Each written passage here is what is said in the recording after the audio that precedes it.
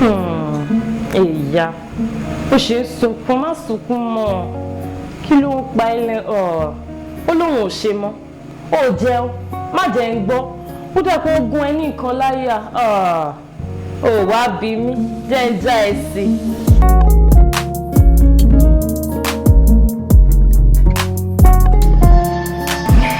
Káàbọ̀ sórí Àṣàbí Talks. Orúkọ tèmi ni Àlàbí Yétúndé. Mo dẹ̀ lérò pé ẹ ti subscribe sórí channel wa Duduflix. Tẹ́ ẹ bá ti subscribe, ẹ sáré lọ tẹ subscribe button. Mi ò fẹ́ kẹ́ miss episode kankan torí nǹkan tá à ń gbé bọ̀. Ẹ̀yin gan máa gbádùn ẹ̀. Ẹ bá mi pè gbogbo àwọn aráalé kán wá jókòó kán wá gbọ́ nǹkan tí mo gbé délé nìyẹn. Ṣé ti jókòó? Lónìí yìí kí ni mo fẹ́ sọ ń pa? Mo fẹ́ sọ̀rọ̀ nípa bá a ṣe lè tẹ̀síwájú lẹ́yìn break up. Break up ò dáa. Ẹ wá bí mi ń gbà tèmi. Ẹ ti rí kọ́ máa náyàn kéèyàn máa dá sunkún rí. Ẹkúnnú ni o, mo wá ń gbẹ tí mo ti tínrín mo ti kú eegun lórí ìdúró. Ẹ dẹ̀ mọ̀ pé kò dàbí fáìlì ẹ̀ ṣe wà báyìí kí wọ́n máa ronú kí máa ronú rìn. Ẹ jẹ́ ń já ayé láwọn kankan tẹ́ ẹ lè ṣe. Sherry, no matter how tí relationship yẹn bá ṣe jẹ́ ẹ bá ti fẹ́ra fún ọdún 10 tẹ́ ẹ bá ti try láti sọ̀tẹ̀ tí ò work just let it go má ṣe ìyọnu.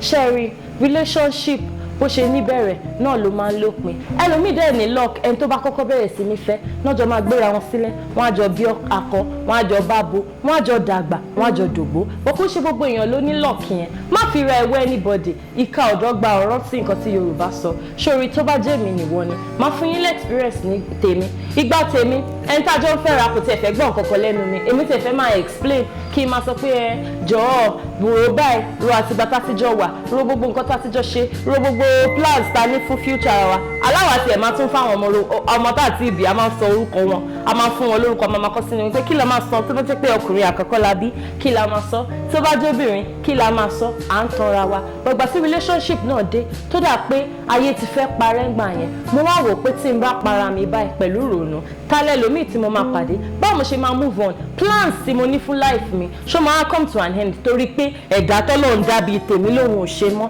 ládùúrà wa tá a pọ̀ nílé ayé yìí èyí àti jẹ́ béèyàn kan bá lòun ò ṣe mọ́ sàdánkátà ọpọ́n sún nìyẹn kéèyàn move on to the next one. So the first thing you should do tẹ́ ẹ bá ń go through heartbreak ni pé never ever be alone. Má dá dúró má ever dá dúró pé o fẹ́ dá wà nílé everybody just go ẹ máa lọ mo fẹ́ dá dúró mo fẹ́ ronú life mi rárá o Yorùbá sọ pé ọwọ́ tó bá dilẹ̀ lè ṣùn yálò má dá wà tó bá ti dá wà wà á máa ronú nǹkan tó pọ̀ àìmọye àwọn tó dá wà tẹ́ bá lọ sí hospital ẹ máa gbọ́ ẹlòmíì ìgbà tó dá wà ó wá ronú kóun lọ mu sniper ó mu poison ó hàǹgì ààrẹ lórí kíni lórí ọ̀rọ̀ ọ̀fẹ́ ládùúrò ọkùnrin tó láìkí ẹ níta ládùúrò obìnrin tó ṣì ń fọ́ fún ẹ ó wá fẹ́ parẹ́ nítorí anybody. So whenever you're going through heartbreak má dá wà try to be amongst people wà pẹ̀lú àwọn èèyàn. Now number 2 thing tẹ́ máa ṣe ni pé try and do something fun do something unusual àwọn nǹkan tó kì í rò tẹ́lẹ̀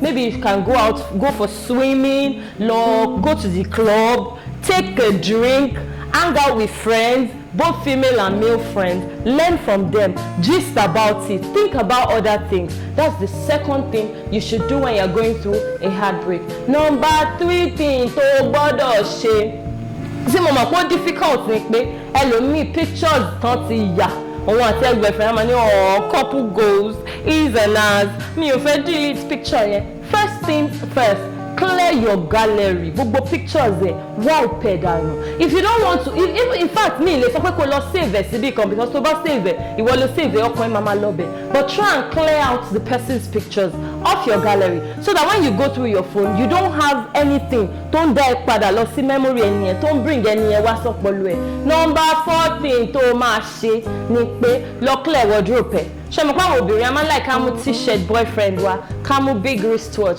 ká mú perfume ká ṣe kíní kan clear out your wardrobe clear it out allow fresh air breathe through your wardrobe breathe through your phone tó bá ṣe gbogbo irú àwọn kan báyìí then another thing is make sure you go out often don't be alone go out often hang out more often do the unusual ṣe gbogbo irú àwọn nǹkan bẹ́ẹ̀ yẹn kó tó mọ̀ ó màmá ti pàdé another fine babe àǹtí ẹ̀yin náà màmá ti pàdé another bọ̀bọ̀ tó ready láti ṣe gbogbo nǹkan fún yín. So let the past be the past and focus on your presence.